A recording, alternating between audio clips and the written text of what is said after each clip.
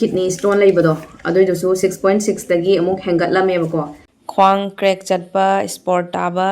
hidak chabada myam punsi se hidak charga lelo ana tamaba kaino doctor na bong ngawre doctor na re ibema nangi se karamba I doino khangdre hidak se na ko x-ray to west report leire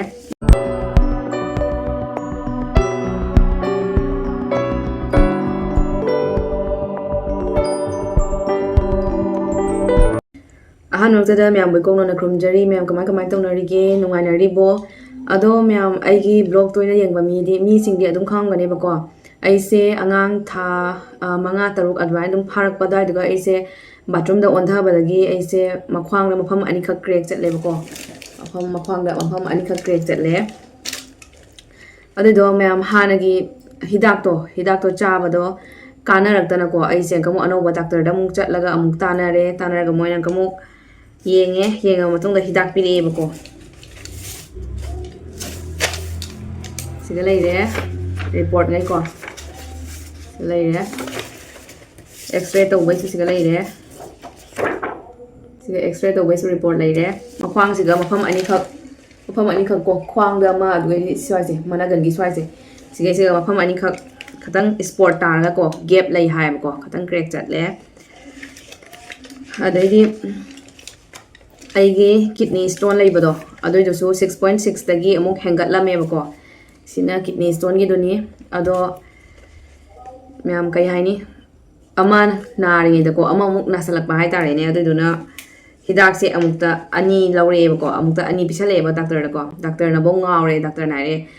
ibema nangi se karamba I doino khangdre hidak se na ko phwang na bai bu igadra nungi bu igadra karamba I doino ko ngawre na hairebako doctor na mo ado kai haini myam kidney stone jadi haidi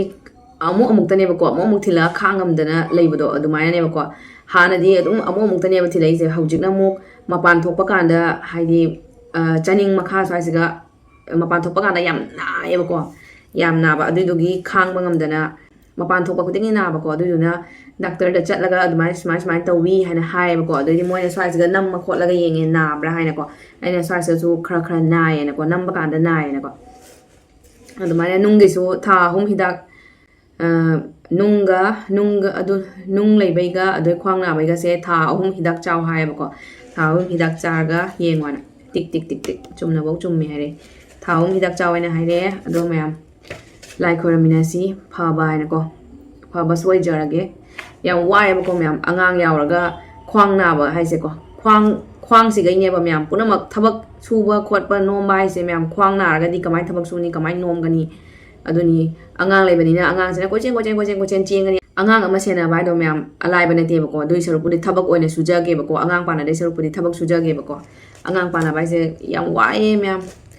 adu tana aigi chanu pasi diko poklak padagi ne mai masa se ga tumba haiba sakti se ambo yaude bako ma gi su doctor yang thokke tawini hojik ma ambo tumde ba ayuk su tumde nungthin su tummoi nungthang su tummoi doine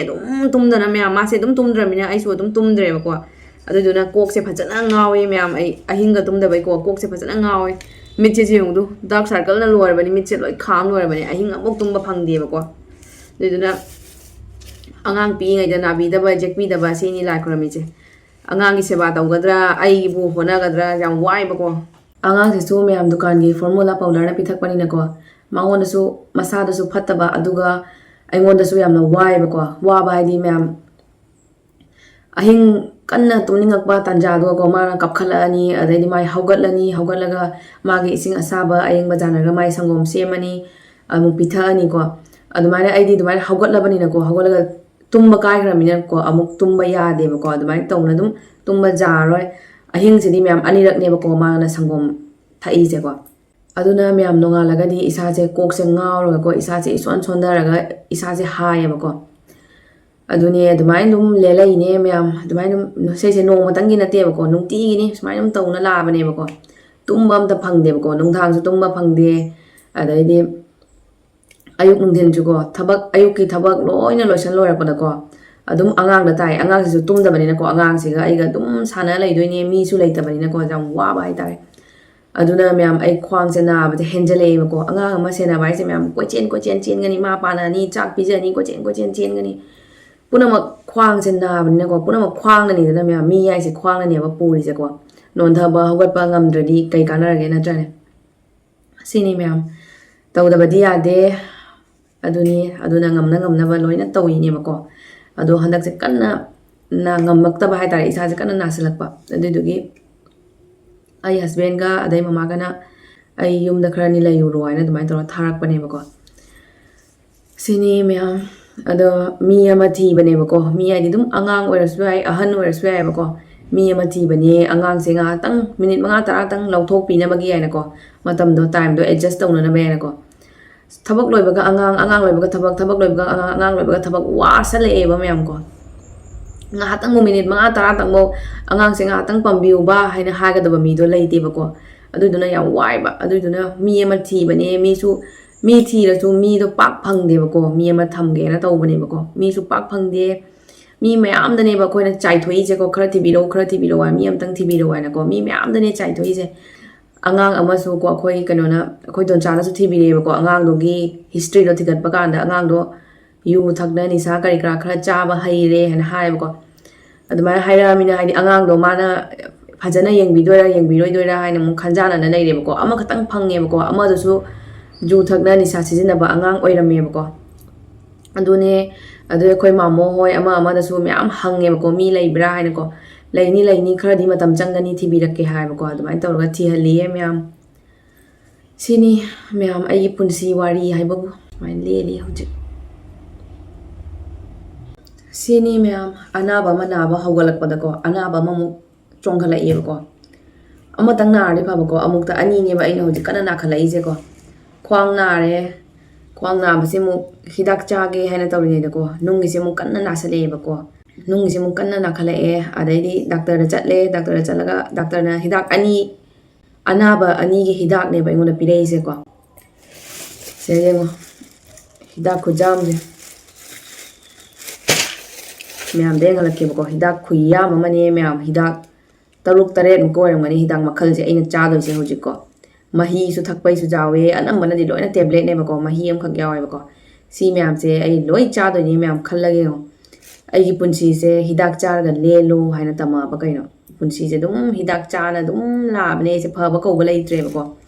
pha su phara roi myam kai no ai di saru da na bani na ko saru tek pa se bu amuk samjan ba ya bra ne te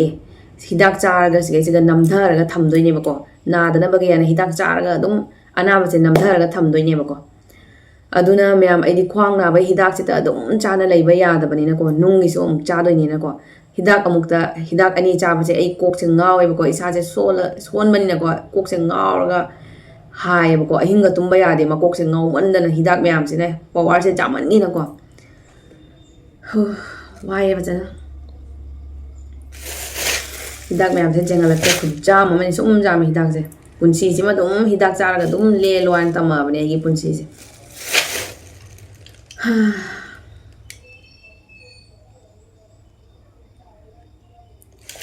sini myam amuk nani amuk phani amuk nani amuk phani smain taw leire ba ko khwang da na ba ko bani na ko na pha ba matam da mu king law le ni na ba matam da mu na ni jum main taw le hidak myam theng la ke ko siga leire myam ai gi hidak sing se mak anaba makhal ani gi hidak ne khwang crack chatpa sport taba adugi ama aduga amana kidney stone leibagi ko kidney stone leibagi su mahi su pirei si mahi se nongmada anirak thau hai ba ko thae sin jam sille o dei bu tawe ba ko hidak chabada myam punsi se hidak char ga le lo ana tama ba kaino hidak tum chana leire bane ba ko hidak chamandana myam ai hidak char ga dum si brangdi sisena kidney stone leibagi helu ana hairak pangai ne ba ko tha hum course pirei tha hum course chaw nung kien gani hai ba ko tha hum course taraga jingage aduga ising liter yamdrabada mari manga thau haire sina khwang na bagine khwang da taina bagine ba ko sumo hot ai sina leire x-ray sina kidney stone gi sonography x-ray myam leire ꯁꯤꯅꯤ ꯃꯌꯥꯝ ꯑꯗꯨꯗꯤ ꯆꯥꯔꯒ ꯌꯦꯡꯉꯒꯦ ꯑꯗꯨꯒ ꯐꯩ ꯐꯠꯇꯦꯗꯣ ꯔꯤꯖꯜꯗꯣ ꯐꯔꯗꯤ ꯃꯌꯥꯝꯗꯁꯨ kidney stone ꯂꯩꯕ ꯏꯆꯤꯟ ꯏꯅꯥꯎꯁꯤꯡꯁꯨ ꯐꯔꯗꯤ ꯍꯤꯗꯥꯛ ꯃꯃꯤꯡ ꯍꯥꯞꯄꯒꯀꯣ ꯁꯦꯝꯖꯔꯛꯀꯦ ꯑꯗꯨꯒ ꯐꯠꯇ꯭ꯔꯗꯤ ꯀꯥꯟꯅꯗ꯭ꯔꯗꯤ ꯍꯥꯞꯄꯛꯑꯔꯣꯏ ꯁꯤꯅꯤ ꯃꯌꯥꯝ ꯉꯁꯤꯒꯤꯗꯤ ꯀꯥꯏꯅꯔꯁꯦ ꯁ꯭ꯋꯥꯏꯁꯤꯒ ꯂꯣꯏꯁꯤꯟꯖꯔꯒꯦ